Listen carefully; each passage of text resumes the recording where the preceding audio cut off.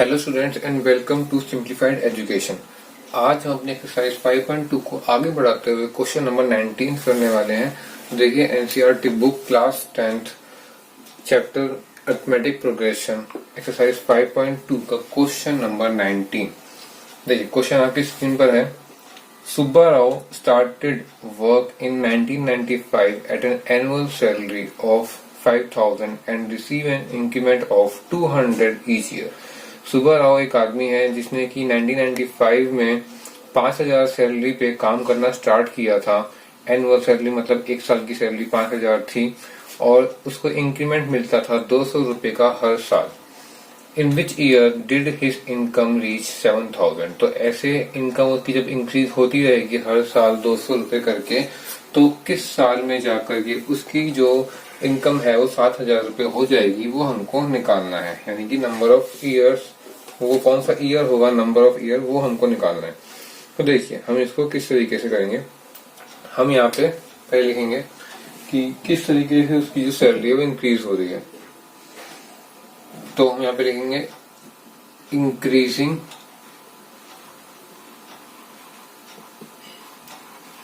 Salary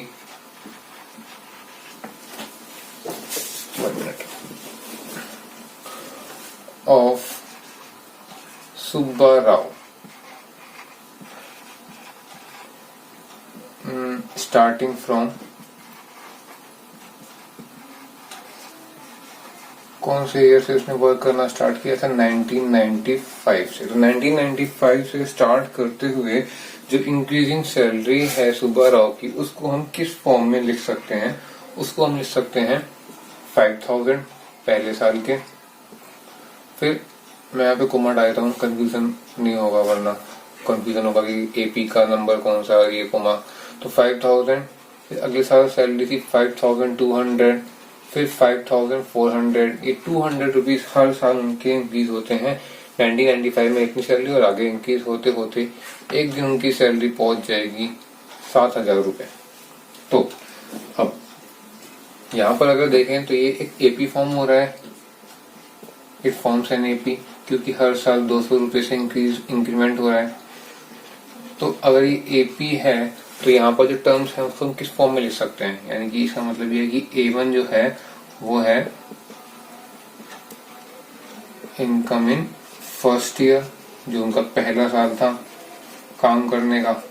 जो A1 है यानी कि 5,000 वो फर्स्ट ईयर की उनकी इनकम हो गई, या सैलरी बोल सकते हैं। यहाँ पर हम क्वेश्चन में सैलरी बोला गया है तो हम यहाँ पे इनकम भी बोल सकते हैं। इनकम एक जगह इनकम है, एक जगह सैलरी, तो कुछ भी लिख सकते हैं। सैलरी इन फर्स्ट ईयर लिख सकते हैं, इनकम इन फर्स्ट ईयर भी लिख सकते हैं।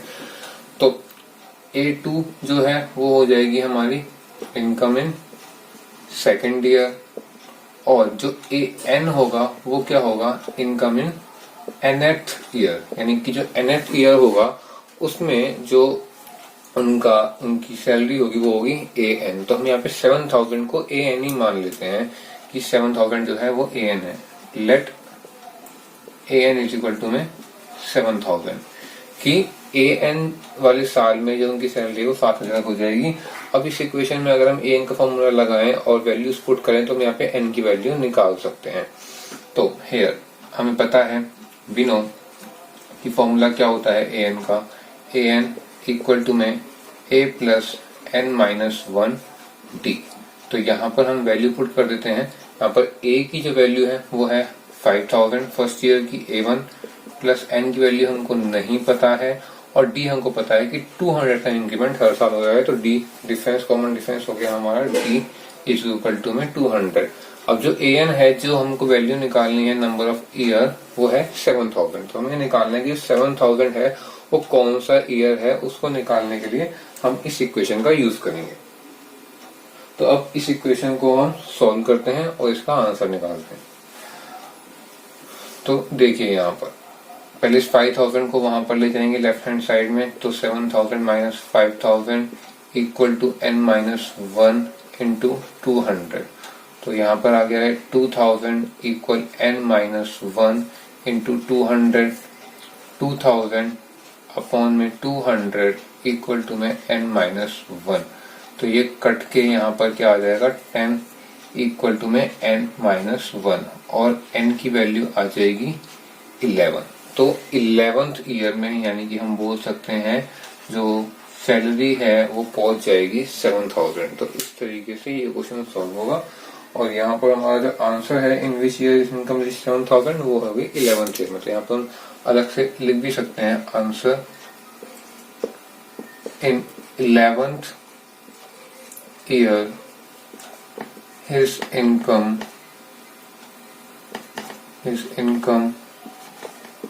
will reach 7000 rupees. ये हो जाएगा हमारा आंसर। तो ये था क्वेश्चन नंबर 19। अब चलिए चलते हैं क्वेश्चन नंबर 20 की तरफ।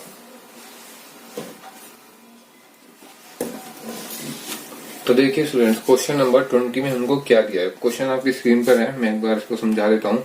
Ramkali saved ₹5 in the first week of a year. Ramkali जो है वो पहले वीक में, एक साल के पहले हफ्ते में ₹5 सेव करती है। देन इंक्रीज्ड हर वीकली सेविंग बाय 1.75 रुपीज। और फिर हर वीक, हर हफ्ते अपनी जो सेविंग है वो 1.75 रुपीज से इंक्रीज करती है। मतलब पहले वीक उसने ₹5 सेव करे, अगले वीक वो 5 में 1.75 ऐड कर देगी और उतने रुपीज सेव करेगी, यानी कि 1.75 एक्स्ट्रा हर वीक में वो सेव करती है। If in the nth week her saving become 20.75, अगर nth वीक में जाकर के उसकी सेविंग 20.75 रुपीज हो जाती है तो हमें निकालना है कि n की वैल्यू क्या है। मतलब कि कुल मिलाकर के किस वीक में जाकर के उसकी जो सेविंग है वो 20.75 पहुंचेगी इंक्रीज होते होते, ये हमको निकालना है। पिछले वाले क्वेश्चन की तरह ही है, बस थोड़ी सी लैंग्वेज डिफरेंस है और यहाँ पर थोड़ा सा घुमा के हमको दिया हुआ है। तो देखिए अब से हम किस तरीके से सॉल्व करेंगे। हम यहाँ पर उसकी जो इनकम है उसको एपी की फॉर्म में लिखेंगे। तो हम यहाँ पे लिखेंगे इंक्रीज्ड सेविंग ऑफ रामकली। जो रामकली की इंक्रीज्ड सेविंग है वो किस तरीके से है। जो फर्स्ट वीक में उसकी सेविंग थी वो थी ₹5। तो ये हो गया पहले ₹5 फर्स्ट वीक में। अच्छा, इसको हम, हाँ ठीक है, ₹5। फिर अगले वीक में ये हो गया 5 + 1.75। नेक्स्ट वीक में उसकी सेविंग 1.75 रुपीज से बढ़ जाती है, तो उसको इस तरीके से लिखेंगे।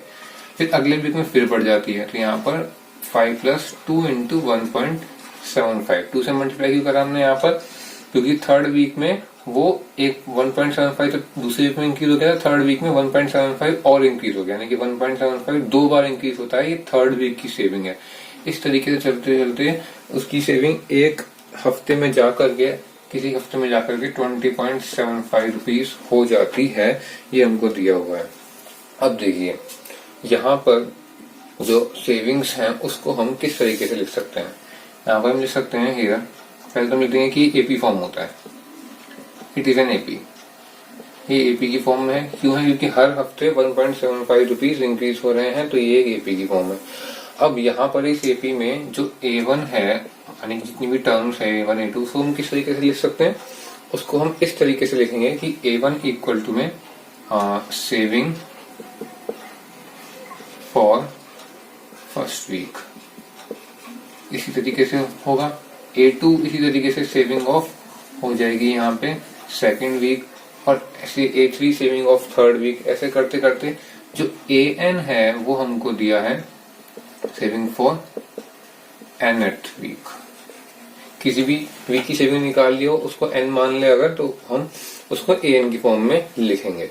अब यहाँ पर हमको क्या दिया हुआ है कि अगर जो उसकी सेविंग है वो 20.75 है nth वीक में, यानी कि ये nth वीक ही हमको निकालना है, तो n की वैल्यू क्या होगी।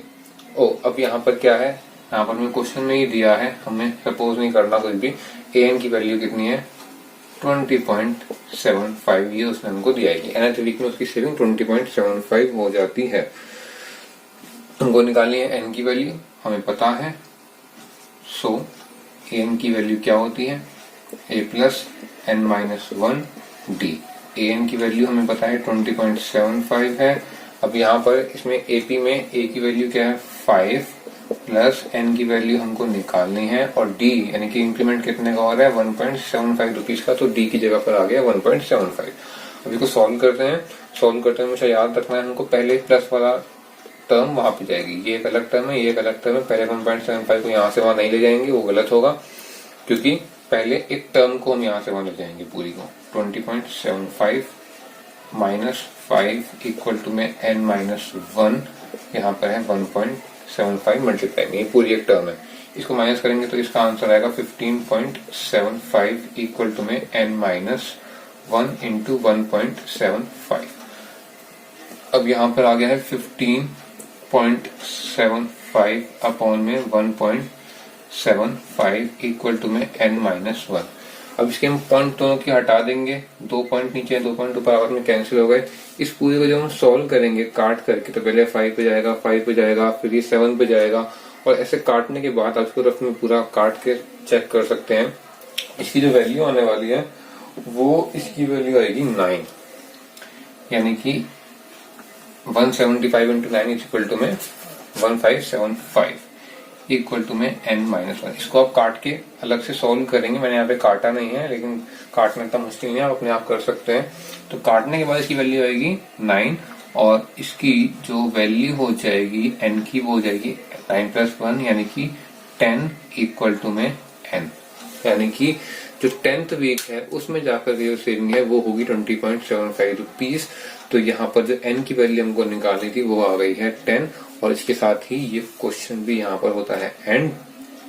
अब अगली वीडियो में हम करेंगे इसकी अगली एक्सरसाइज और बाकी के टॉपिक्स। इस वीडियो में इतना ही। वीडियो आपको अच्छी लगी हो तो वीडियो को लाइक करें और चैनल को सब्सक्राइब करें आगे आने वाली वीडियोस को देखने के लिए। तो चलिए मिलते हैं अगली वीडियो में। Till then keep learning.